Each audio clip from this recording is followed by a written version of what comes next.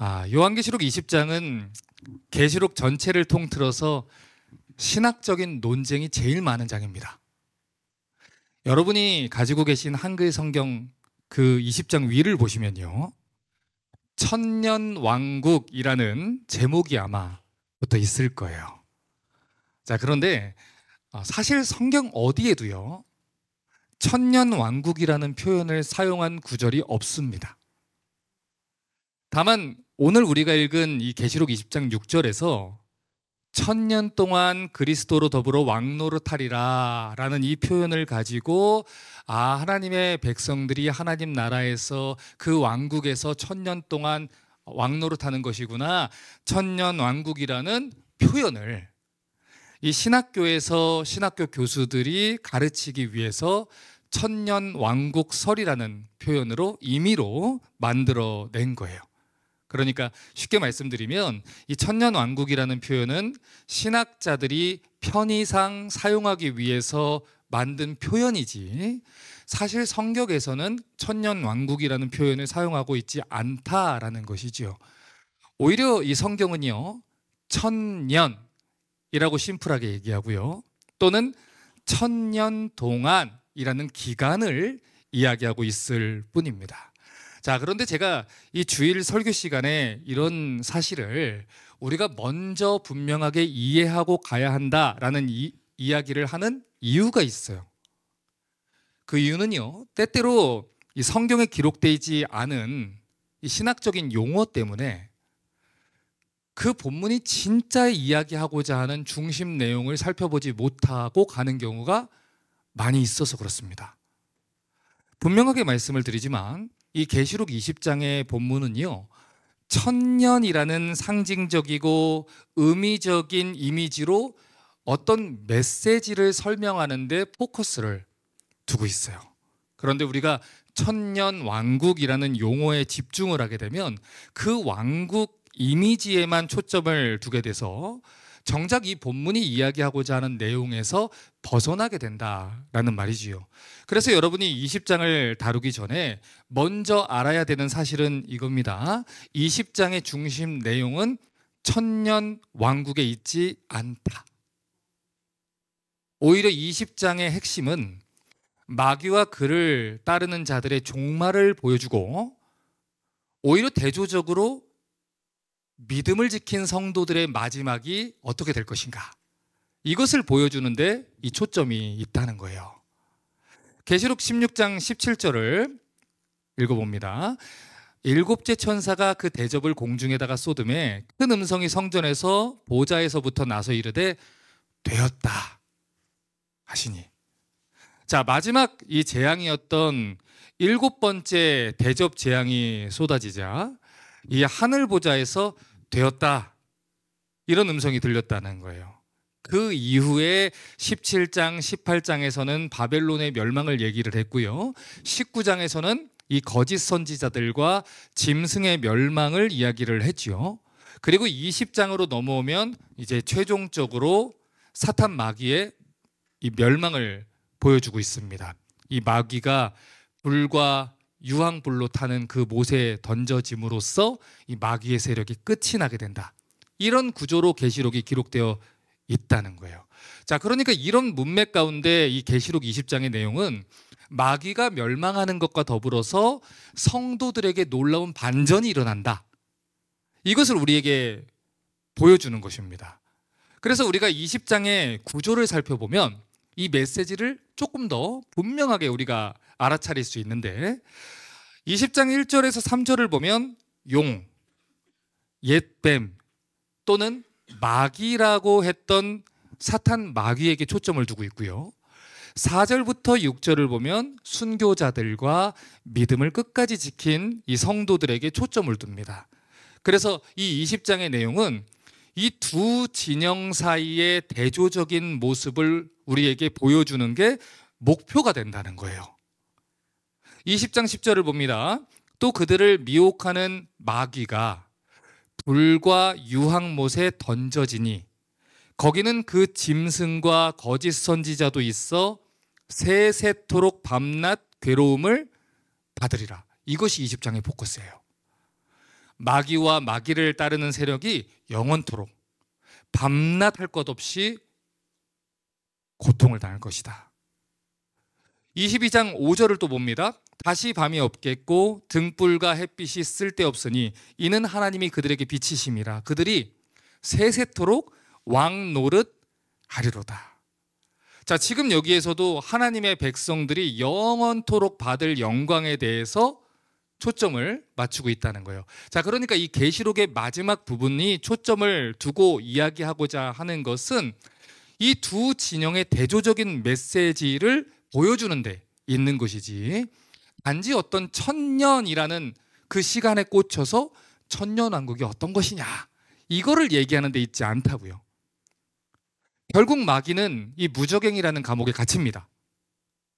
구원받은 성도들은 주님과 함께 왕처럼 온 우주를 다스리게 된다. 이 사실을 비교 대조해서 이야기하는 거예요. 그러니까 간혹 어떤 분들이 이게 천국은 너무 심심할 것 같아요.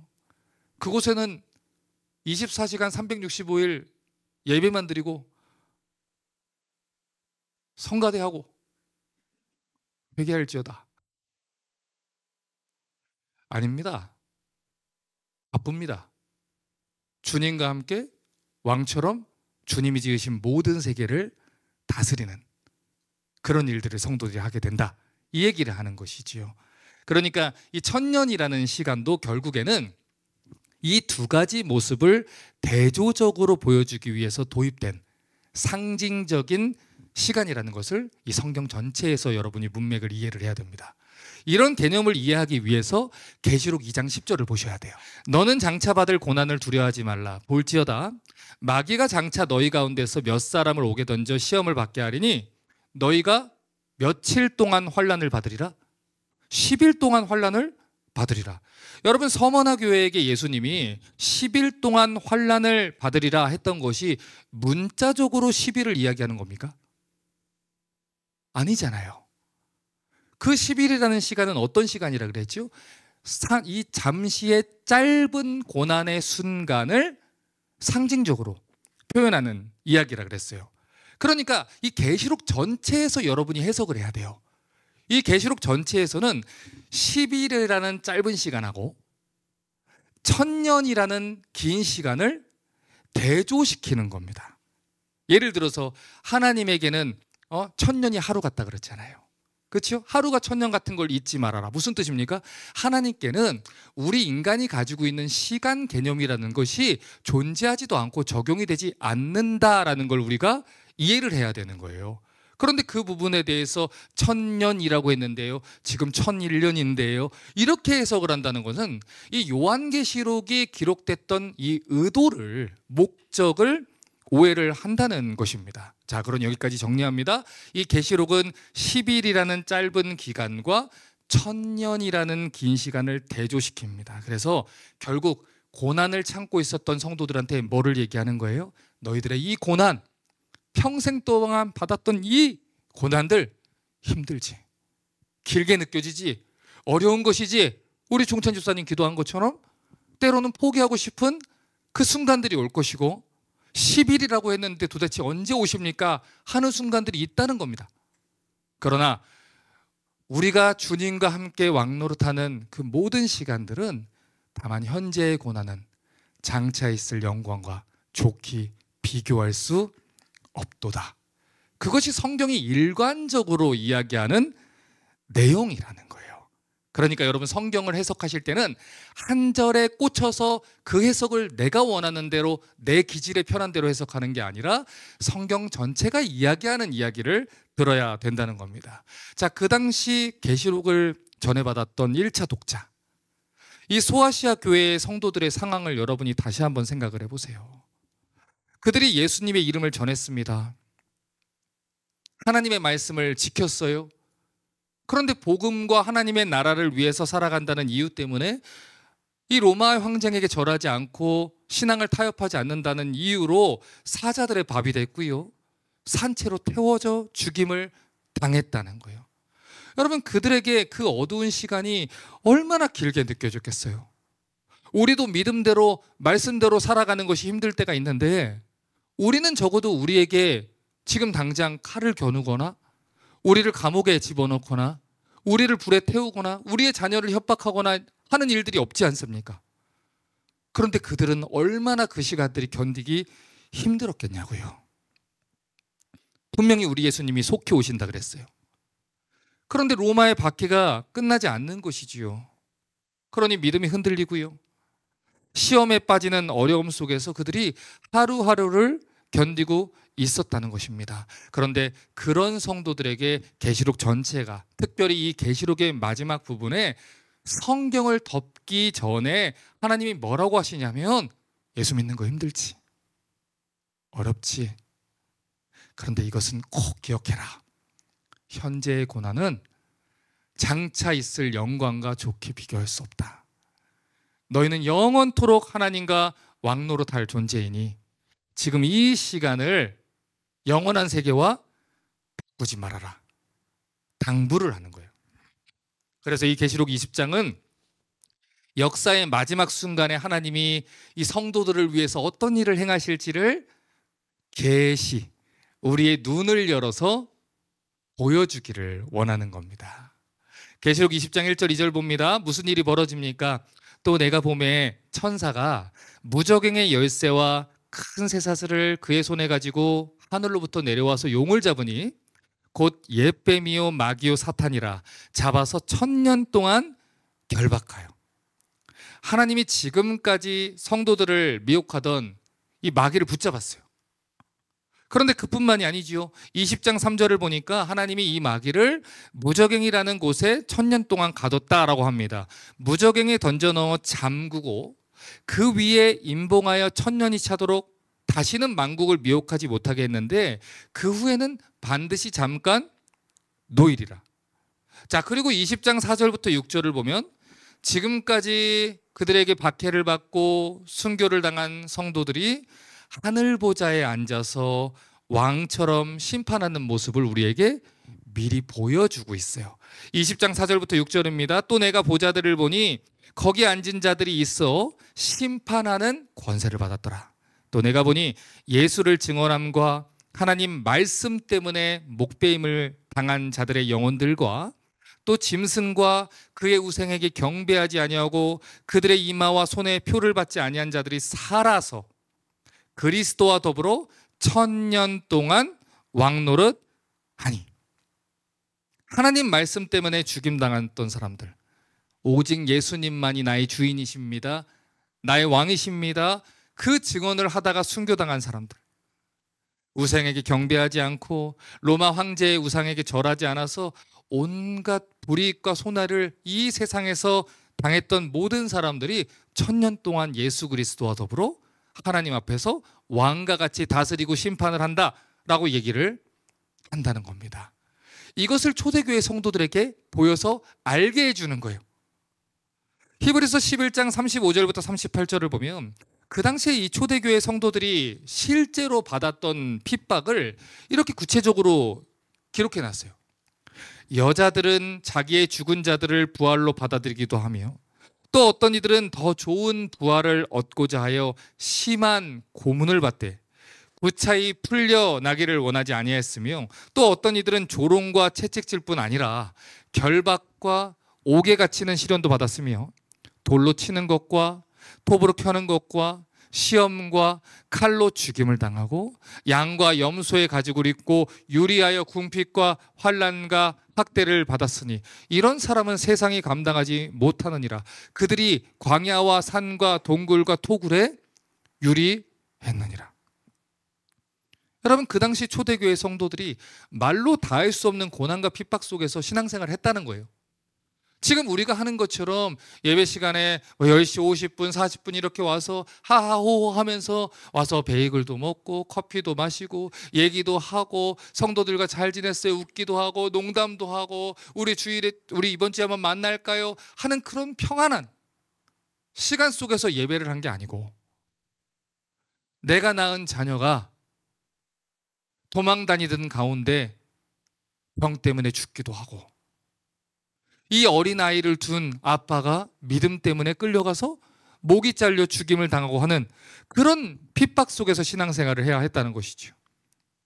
그래서 이 계시록 6장 9절과 10절을 보면 그렇게 핍박을 받고 죽임을 당했던 이 초대교회 성도들의 영혼들이 제단 아래에서 그 억울함을 하나님 앞에 외치는 걸 볼 수 있는 거예요.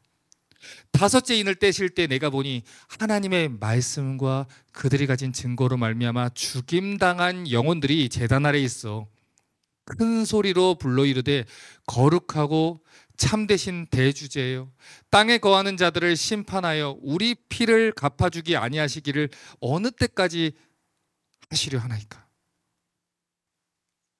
그런데 이런 현실을 살아가는 중에 이제 마침내 20장에서 그들의 눈물을 닦아주는 사건이 벌어지는 겁니다. 지금까지는 사탄이 이기는 것 같았어요. 마귀와 마귀를 따르는 자들이 승리하는 것 같았다고요. 그들이 성도들을 박해하고 죽이고 승리하는 것처럼 보였지만 그게 끝이 아니었다는 것이죠. 하나님이 약속하신 때가 왔어요.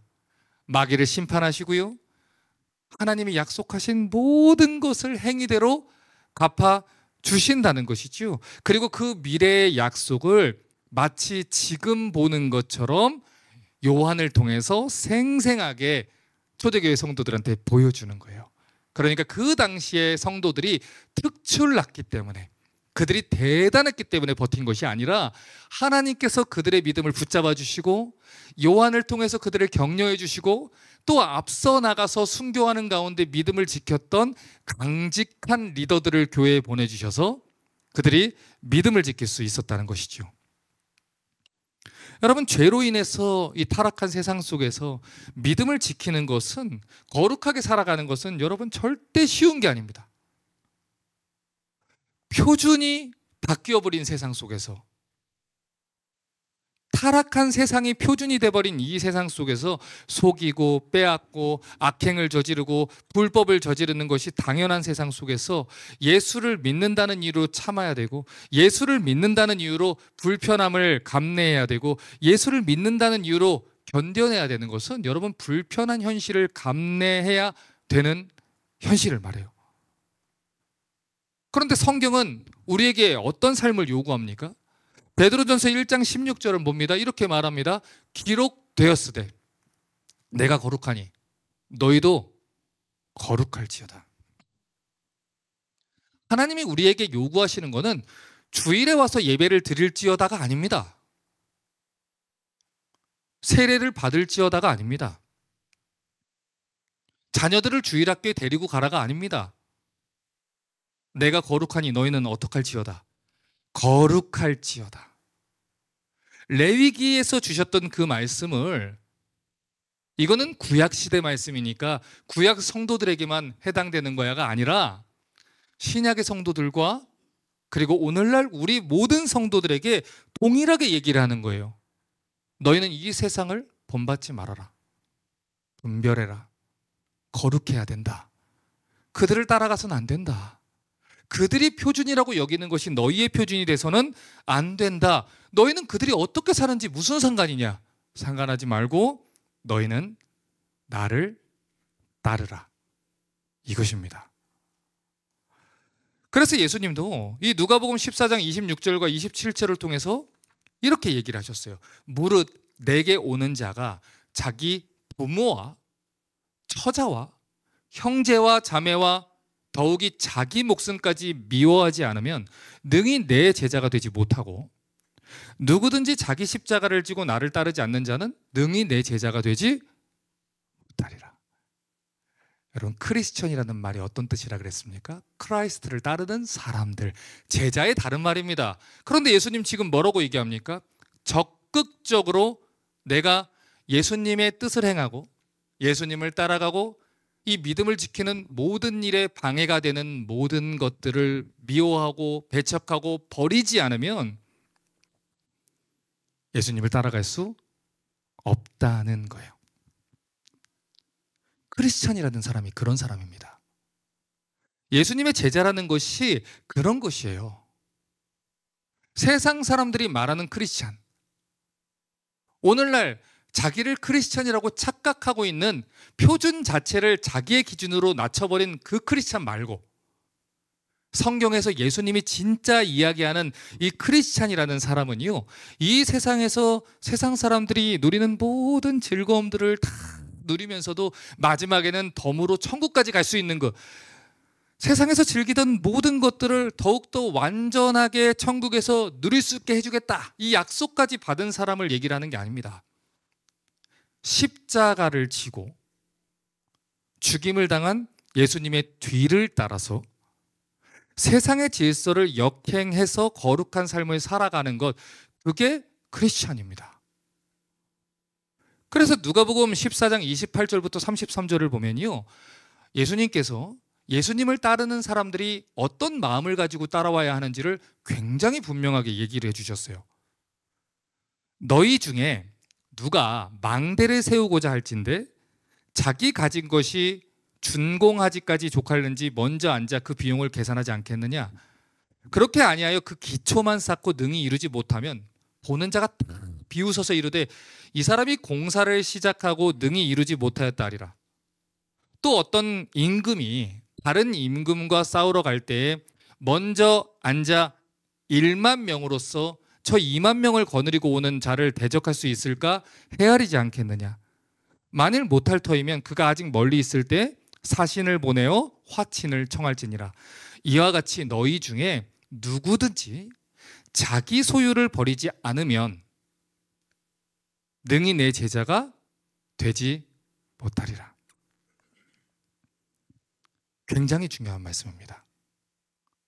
예를 들어 어떤 사람이 건물을 지으려고 합니다. 집을 지으려고 해요. 그러면 이 집을 짓는데 얼마나 비용이 들지, 자재와 건축 비용과 또 인건비와 이 모든 것들을 일단 계산을 해보고 내가 이걸 감당할 수 있을지 해보고 건축을 시작하지 않겠습니까? 그렇지 않으면 뼈대만 남고 이 건물이 완성되지 않는다는 것이죠. 결국 그것이 무엇입니까? 모든 자기의 인생과 시간을 낭비하게 된다, 이 얘기예요. 여러분, 제가 말씀드렸잖아요. 세상에서 제일 불쌍한 사람들은 크리스천이 아니라니까요. 세상에서 제일 불쌍한 사람들은 그냥 불신자가 아니라니까요. 세상에서 제일 불쌍한 사람들은 본인이 평생 동안 크리스찬이라도 착각을 하다가 어설프게 주일에 발걸치고 교회는 출입을 했지만 평생 동안 주님을 섬긴다고 착각을 했지만 주님 만났을 때 그 사람이 제사장이었고 선지자였고 크리스천이었는데 주님이 난 널 모른다 하는 사람, 그 사람이 어떤 사람이에요? 가장 불쌍한 사람이에요. 주님을 따른다는 것이 뭔지를 모르고 건축을 시작해버린 것이지요. 그리고 일생 동안 그 건물을 완성하지 못하고 아무것도 아닌 채로 주님을 만나는 사람, 가장 불쌍한 사람이지요.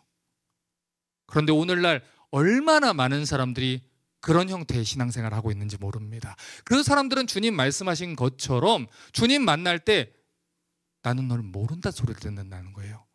전쟁을 할 때도 마찬가지입니다. 우리나라의 군대가 저 군대를 이길 수 있을까? 충분히 계산을 해보고 전쟁을 해야 승리하지 않겠습니까? 예수님이 지금 굉장히 중요한 얘기를 하시는 거예요. 여러분이 예수님을 따르고자 한다면, 여러분이 예수님의 제자가 되기를 원한다면, 크리스천이 되기를 원한다면 성경이 말하는 내용을 먼저 똑바로 보고 복음을 분명하게 알고 쫓아오라는 거예요. 나는 크리스천이 되기 원합니다 라고 한다면 크리스천이 어떤 사람입니까? 라는 걸 먼저 알아야죠. 크리스천은 어떤 삶을 사는 사람입니까? 라는 걸 먼저 알아야죠. 그 사람은 좁은 길을 걷는 사람입니다. 자기의 모든 소유를 버리고 주님을 쫓는 사람입니다. 자기 십자가를 지고 주님을 쫓는 사람입니다. 몰랐어요, 예수님.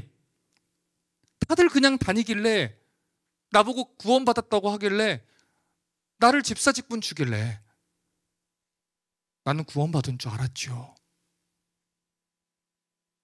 그날에 내가 이르되 나는 너를 모른다. 예수님을 따르는 것이 어떤 삶을 사는 겁니까? 구원을 받았다는 것이 무엇입니까? 거룩한 삶을 사는 것이 어떤 것입니까? 하나님 나라의 백성이 된다는 것이 어떤 삶을 요구받는 것입니까? 알고 쫓아오라는 거예요. 구원을 받는 것이 무엇입니까? 형제님, 제 손을 잡고 기도를 따라 하십시오. 아멘, 축하합니다. 형제님의 구원은 이제 취소되지 않습니다. 할렐루야, 하나님 백성이 됐습니다. 이제는 이 성도님이 죽을 때까지 구원이 취소되지 않습니다. 아, 그렇습니까? 난 그럼 평생 동안 자유롭게 살겠습니다 라고 하는 것이 성경이 말하는 구원입니까? 이해하고 따라오라는 거예요. 예를 들어 드릴게요. 여러분, 예를 들어서요, 저희 집 첫째가 요즘에 학교에서 스페인어 배운다고 자꾸 까불어요. 들어도 뭐 저는 박예슬입니다 이런 얘기하고 있는 것 같은데 자꾸 까불어요. 예를 들어서 우리가 외국어를 배운다고 생각해 보죠. 그러면 어떤 언어만 우리에게 들릴까요? 우리가 배우고 암기해서 알고 있는 단어와 표현들만 들립니다. 우리가 캐치할 수 있는 거는요, 우리가 그 단어를 봤고요, 우리 그 단어를 공부했고요, 배웠고요, 이해했던 단어와 표현들만 캐치할 수 있다는 거예요. 신앙생활도 그와 같다고요. 2012년도에 제가 미국에 처음 왔을 때요, 참 부끄럽지만 저는 그때 한국에서는 테이크아웃이라는 말을 쓰지 않았습니까? 그랬는데 이제 이 흑인 친구가 for here to go를 했는데 너무 빨리 얘기하니까 for here to go 이렇게 해버린 거예요. for here, what? 이렇게 되는 거죠. 못 알아들은 거예요. 왜요? 나는 한국에 있을 때 to go라는 거를 배우지 않았고 take out이라고 배웠기 때문에. 그런데 그거를 알게 됐습니다. 그 다음부터는 어떻게 돼요? 들리는 거예요. 지금 이 얘기를 하는 겁니다. 성경이 말하는 십자가의 복음을 온전하게 배우지 않은 사람들에게는요, 예수님이 요구하신 십자가와 제자의 삶이 받아들여질 수가 없는 거예요. 그거는 성경이 분명히 말하는 내용이지만 내가 배우지 않은 것이기 때문에 들리지를 않습니다. 그거는 성경이 분명하게 말하는 내용이지만 내가 공부하고 받아들이지 않은 것이기 때문에 들리지를 않아요. 아무리 수업 시간에 선생님이 이거 시험에 나오니까 꼭 외워라 라고 얘기를 해도 그 시간에 결석을 했거나 잠을 잤거나 외우지 않았거나 딴짓을 했거나 공부를 하지 않았다면 우리는 그 문제를 맞출 수가 없습니다. 그런 것처럼 하나님 나라의 복음을 우리가 올바르게 듣고 배우지를 않았으면 우리는 절대로 그 말씀대로 살 수 없다는 거예요. 여러분, 그래서 믿음은 들음에서 난다라고 얘기하는 겁니다. 이 헬라인들에게, 히브리인들에게 듣는다는 것은 그냥 지나쳐서 듣는다는 얘기가 아니에요. 배운다는 뜻이에요. 이해한다는 뜻이에요. 들음은 그리스도의 말씀으로부터 난다는 거예요. 그런데 오늘날 이 시대의 신앙의 전수 방법이 어떻습니까? 내가 경험한 하나님은 이런 분이야가 성경에 계시된 하나님을 앞질러 있는 거예요. 내가 살아보니까 이런 분이야. 마치 하나님을 징크스 정도로 신앙을, 징크스 신앙을 가지고 살아가고 있는 것이지요. 여러분, 그래서 진지하게 권면드리는 겁니다. 성경을 배우셔야 돼요. 성경이 말하는 구원의 개념, 성경이 말하는 구원의 언어, 복음의 정의, 복음의 진리를 올바르게 배우셔야 됩니다. 내가 원하는 복음이 아니라 성경이 말하는 복음을 믿으셔야 되고요. 내가 원하는 신앙생활을 하는 게 아니라 성경이 말하는 대로 신앙생활을 해야 되는 거예요. 내가 생각하는 크리스천의 모습이 아니라 주변에 있는 사람들의 평균의 크리스천의 모습이 아니라 성경이 요구하는 제자도, 성경이 말하는 성도의 삶을 살아내야 된다는 거예요. 누가 뭐라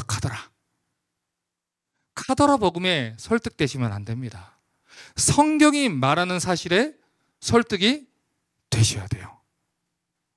분명히 예수님께서는 모든 소유를 버리지 않으면 능히 내 제자가 되지 못한다라고 얘기했습니다. 그럼 하나님 나라 백성들이라면, 하나님 나라의 언어를 사용하는 사람들이라면 이것이 들려야 돼요. 배웠고 이해했고 믿고 있기 때문에. 그런데 우리는 그게 들리지 않아요. 모든 소유를 다 누리기를 원하는 세상 사람들의 이야기가 들립니다. 왜 그렇습니까? 내가 하나님 나라의 언어를 할 줄 몰라서 그렇습니다. 그 나라 백성이 아닐 수도 있다는 얘기를 하는 거예요. 성경이 말하는 하나님 나라의 백성의 이야기들이 나한테 익숙하지 않고 그것이 호의적이지 않으며 그것을 꿈꾸지 않고 들리지 않는다면, 오히려 세상의 목소리가 들리고 세상 사람들의 가치가 들린다면, 여러분 이것은요 정말로 진지하게 우리의 구원을 생각해 봐야 되는 일이라는 거예요. 예수님이 분명히 말했습니다. 자기의 모든 소유를 버리지 않으면 능히 내 제자 크리스찬이 되지 못한다. 우리의 시간, 삶, 재물, 가치, 인생의 목적 모두가 다 하나님 나라에 초점을 두고 사라져야 한다라는 말씀을 하시는 거예요, 여러분. 여러분, 이것은 힘든 일입니다. 어려운 일입니다. 이기적이고 죄악된 본성을 가진 우리에게는요 너무나도 힘들고 어려운 일이에요. 더욱이 이 육신의 것을 즐기고 추구하는 세상 사람들과 더불어서 살아갈 때는 더더욱 영의 것과 하나님 나라의 일들을 생각하기가 어려운 것입니다. 마치 롯이 소돔이라는 도시에 있어서 소돔 사람들의 삶의 방식이 표준이 되어버린 그 상황 속에서는 너무나도 어려운 것이지요. 심지어 자기 혼자가 아닙니다.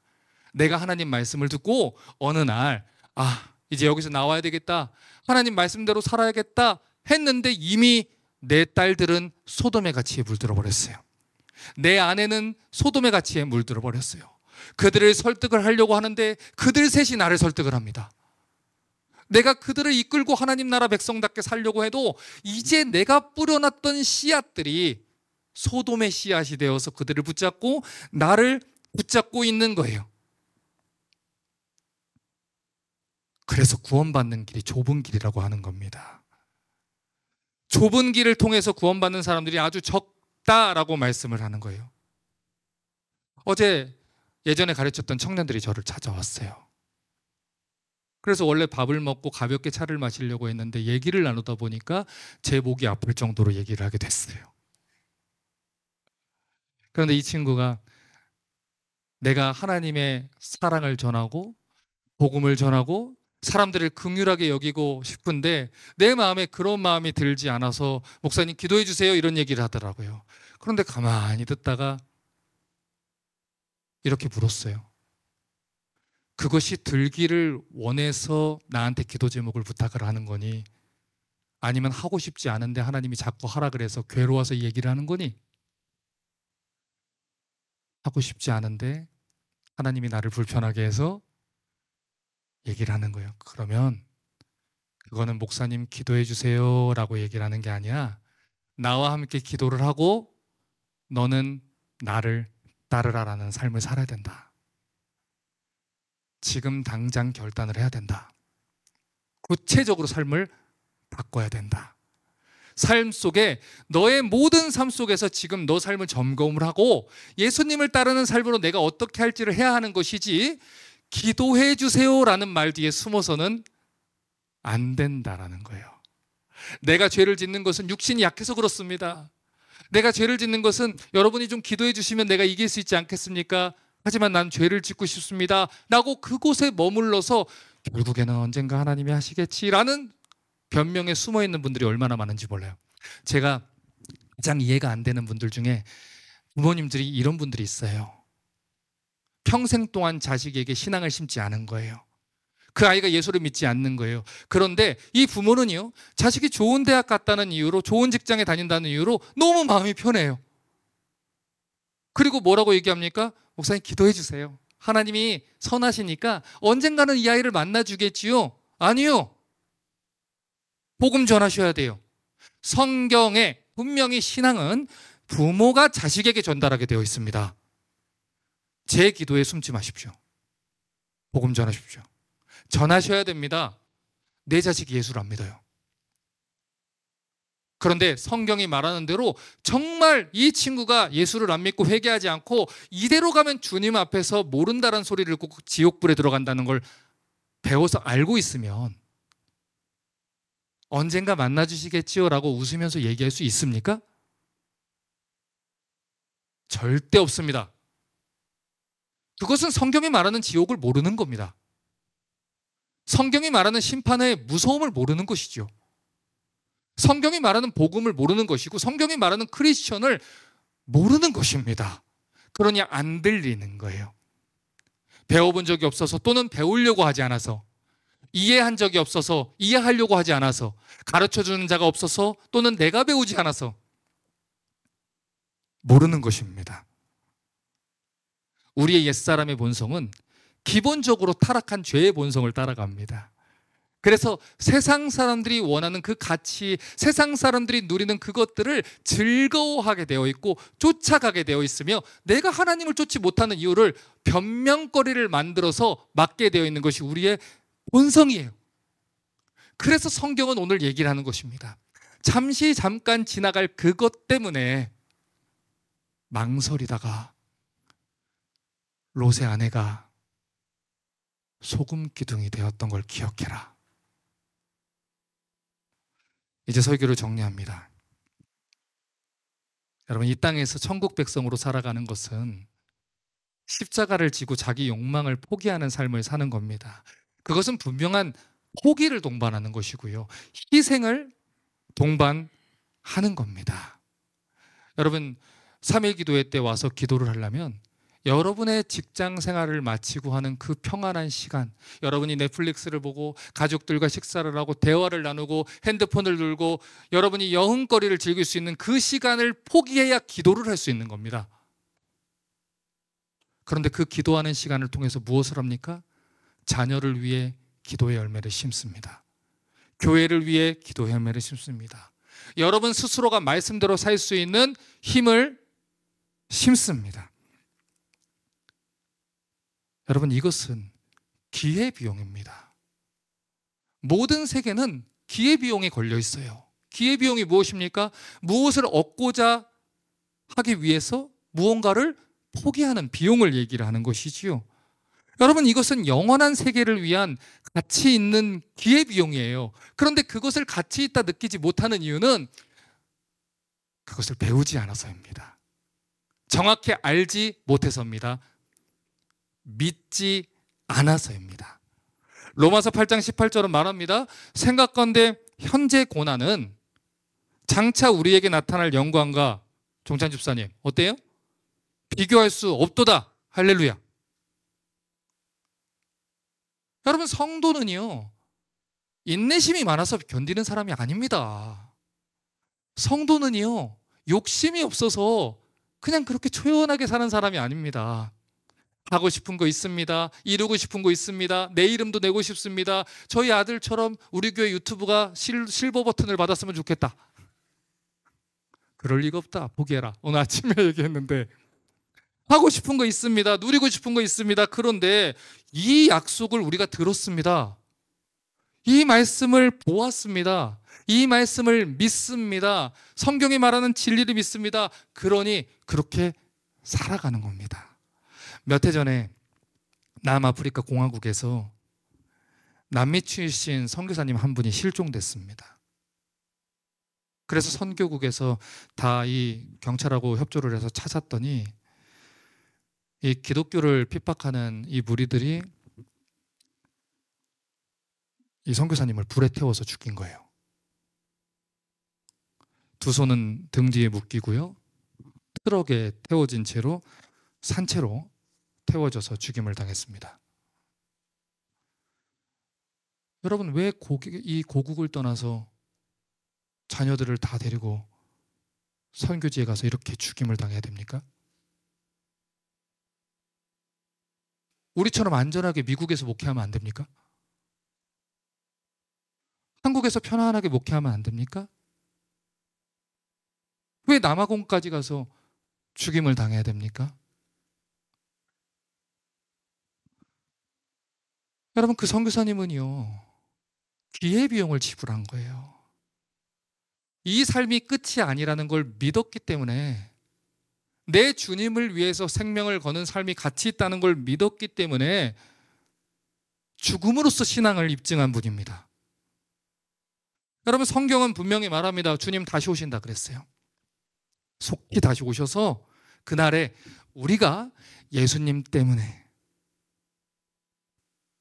예수님 이름으로, 예수님으로 인해서 했던 모든 일들을 하나하나 행위대로 갚아주겠다. 그 약속을 믿는 사람은 배운 대로, 이해한 대로, 믿는 대로 살 수 있는 겁니다. 사도 바울이 고린도후서 4장 7절에서 9절에 뭐라고 말합니까? 우리가 이 보배를 질그릇에 가졌으니 이는 심히 큰 능력은 하나님께 있고 우리에게 있지 아니함을 알게 하려 함이라. 우리가 사병으로 우겨쌈을 당해도 쌓이지 아니하며 답답한 일을 당해도 낙심하지 아니하고 박해를 받아도 버림받지 아니하며 거꾸로 뜨림을 당해도 망하지 아니하고. 예수님 믿는 사람 망합니까? 안 망합니까? 안 망합니다. 성경이 얘기하지 않습니까? 그런데 왜 자꾸 다른 단어를 씁니까? 다른 언어를 씁니까? 성경은 말합니다. 예수 믿는 자는 망하지 않는다. 답답한 일을 당해도, 우겨쌈을 당해도 예수 믿는 사람은 하나님이 절대 그렇게 두지 않는다라는 것이지요. 여러분, 어떻게 이 바울을 비롯한 초대교회 성도들이 이런 생각을 했을까요? 이 고린도후서 4장 17절과 18절을 보면 그들의 믿음을 알 수 있어요. 우리가 잠시 받는 환난에 경한 것, 가벼운 것이 지극히 크고 영원한 영광에 중한 것을 우리에게 이루게 함이니, 우리가 주목하는 것은 보이는 것이 아니요 보이지 않는 것이니, 보이는 것은 잠깐이요 보이지 않는 것은 영원함이라. 보이는 것은 잠깐입니다. 이 땅의 것은 잠깐이에요. 보이지 않는 것은 영원하다는 거예요. 그들은 그것을 믿은 거예요.